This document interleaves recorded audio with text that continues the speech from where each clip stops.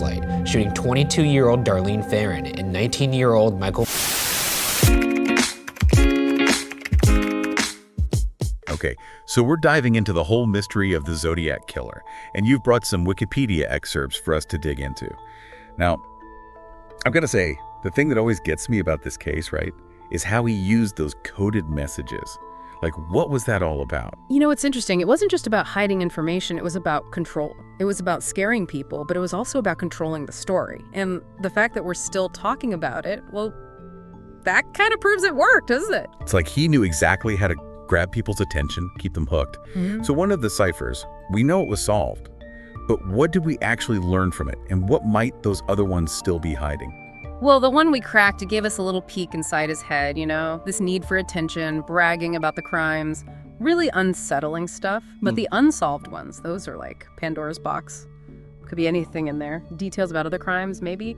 His reasons for doing it. Even his name, who knows? It's kind of creepy how each unsolved cipher just makes it more mysterious. So we know he claimed to have killed a lot more, but officially 5 murders and 2 attempts. What makes those cases stand out? Well, you look at them at first, they seem kind of random. But there's a pattern there, a progression. Couples, isolated places, switching up his methods, shootings, stabbings. Made it harder to catch him, of course.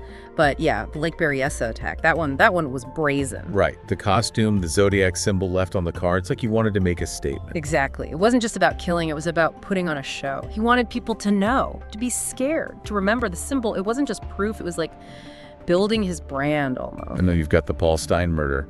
San Francisco, right? Yeah. Taking a piece of the victim's shirt always gives me chills. That, I think, more than anything, shows you how much he needed the attention, had to insert himself into the story, like a trophy, a reminder, hey, I was here. Just awful. Yeah. So you mentioned how his methods seemed to change, right? Some people think he might have been active even earlier than we thought. Yeah, there are investigators who see echoes, you know, similarities to older crimes way back in the early 60s, years before the Zodiac as we know him. The Domingos and Edwards murders back in 63. Brutal, seemingly random young couple. Reminds you of the Zodiac's later work, doesn't it? So those are officially unsolved, but that possible connection adds a whole other layer to this thing. Like trying to solve a puzzle, but the pieces keep changing. Exactly. It's what makes this case so fascinating, right? A puzzle that just won't be solved. Every new clue, every new theory just leads to more questions. Speaking of clues, there's that whole thing in the Vietnamese Wikipedia article about him claiming 37 victims. That's a pretty specific number. A lot more than the 7 law enforcement is sure about. Gotta remember, this guy, he loved a game, and freaking people out was part of it. Maybe he inflated the number on purpose, wanted to seem bigger, scarier, or maybe there are more victims out there. Stories we'll never know. It's disturbing either way, isn't it? Definitely. It makes you think about the victims we do know, and the ones who might be lost to history. See, that's what's really scary, not knowing. The unknown can be scarier than any truth. Lets the fear grow, feeds the legend. Like a terrifying connect the dots, some of the dots are missing, and you don't know what the picture's supposed to be. Yeah, and that's the thing, right?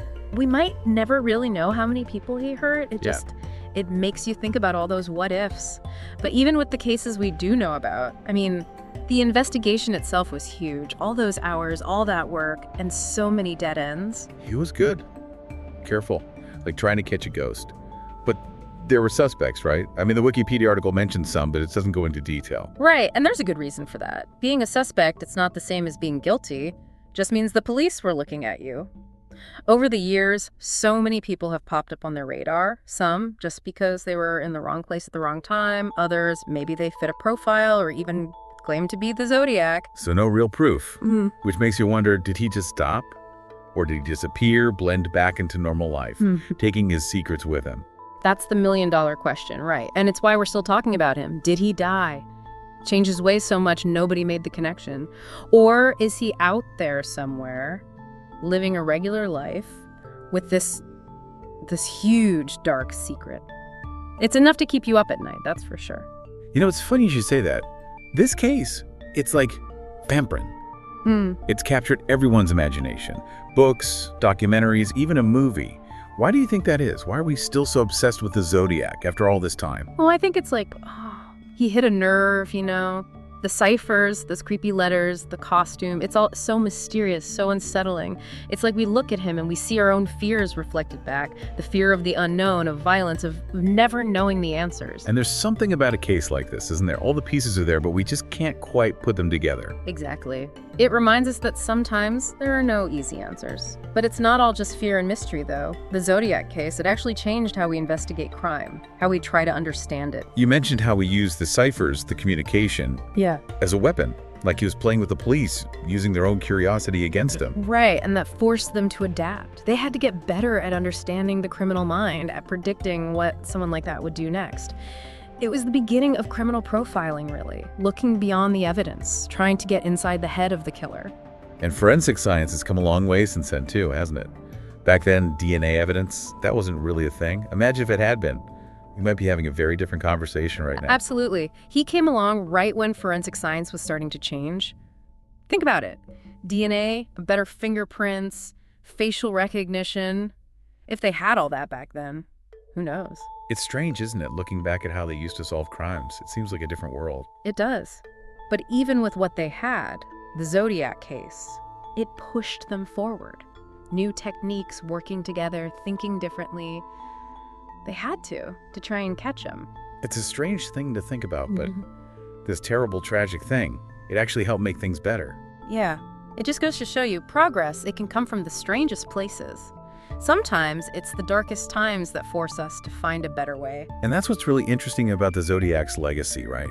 As awful as it was, it's changed how we do things. Law enforcement, science, even pop culture. Definitely. You can see his influence everywhere. How the police talk to the public, the whole true crime thing. It's huge now, and he's a big part of that. Almost like, without meaning to, he changed the way we look at these kinds of stories. It's like this weird fascination, isn't it? These stories, they scare us, but we can't look away.